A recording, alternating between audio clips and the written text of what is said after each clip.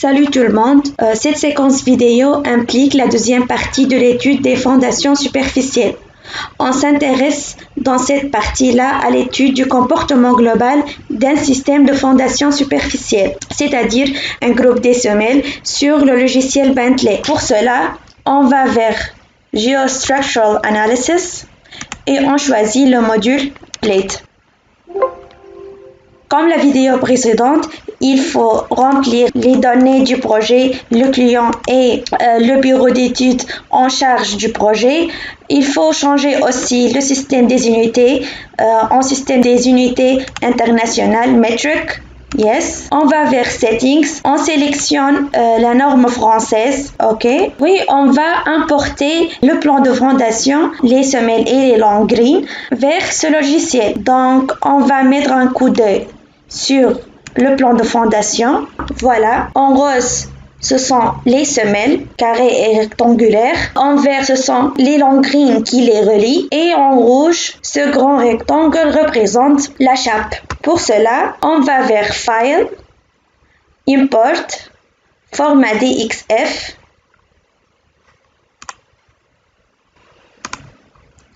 Pour emporter le fichier DXF vers Plate, on va vers File, Import, Format DXF, c'est notre fichier. Voilà les semelles, les longs greens et la chape. Il faut changer les unités vers mètres.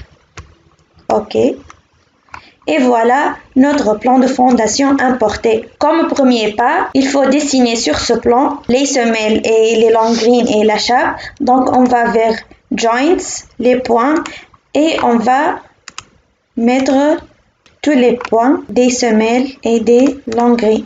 Une fois on a terminé les points, on va relier entre eux avec les lignes pour les semelles. Voilà, entre les semelles.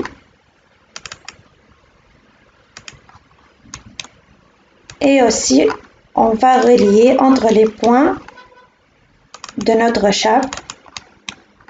Lorsqu'on a fini de dessiner tous les éléments de la fondation, on va vers la commande Macro Elements. Macro Elements, c'est-à-dire il faut définir les semelles et la chape. Add. On va choisir l'épaisseur 0,35 pour la semelle et on choisit aussi le type de matériau utilisé, c'est 20-25, OK. On fait la même chose pour les autres semelles et aussi pour la chape, l'épaisseur 0,20, le béton c'est 20-25, OK. Voilà. Puis, après avoir fini la définition des macro elements, on va vers Mesh Generation, Generate. Puis, on va vers Line Supports. Donc, on va entrer la raideur sur chaque long green. Dans la direction Z, on choisit Spring. Puis, on choisit le KZ qui est 4500 kN par mètre linéaire. OK. Et on fait ça sur toutes les long greens. Après avoir défini les raideurs sur les long greens, donc on va vers Macro Element Subsoil. Donc, sous chaque semelle, on va entrer le module de déformation, nu, le coefficient de Poisson et H, la zone d'influence de la semelle. OK. Et on fait ça au-dessous de toutes les semelles et aussi la chape.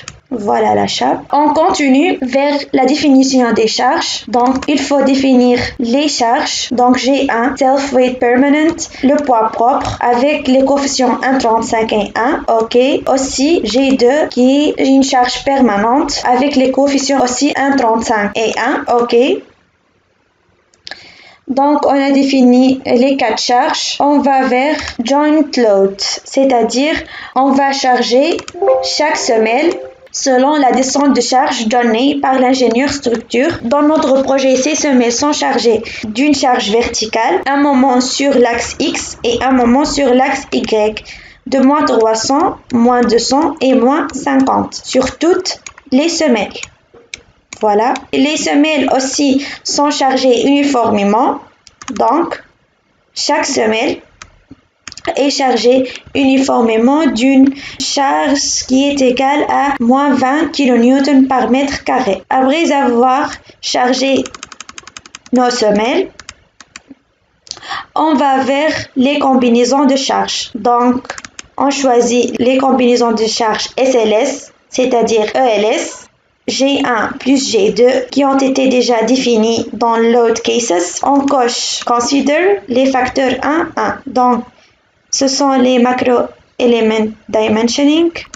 Enfin, on va vers Analysis pour analyser notre système de fondation superficielle et on clique sur Analyze. Donc, voici le contour du tassement Deflection WZ, c'est-à-dire le tassement suivant l'axe des Z du combinaison de charges SLS G1 et G2.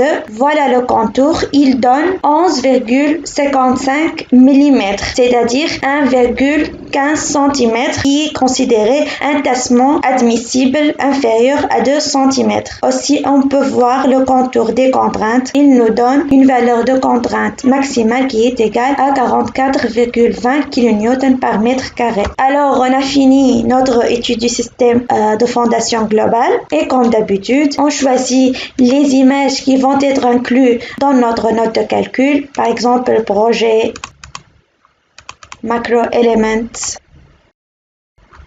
Analysis at Picture pour le tassement et aussi pour le contour des contraintes. On va vers File, Print Document. Pour inclure le symbole de notre bureau d'études, on va vers Header and Footer, Insert Company Logo, OK, voilà. Pour enregistrer cette note de calcul sous format PDF, on va vers Document, Save As, note de calcul, Azafrana, zone de enregistrer.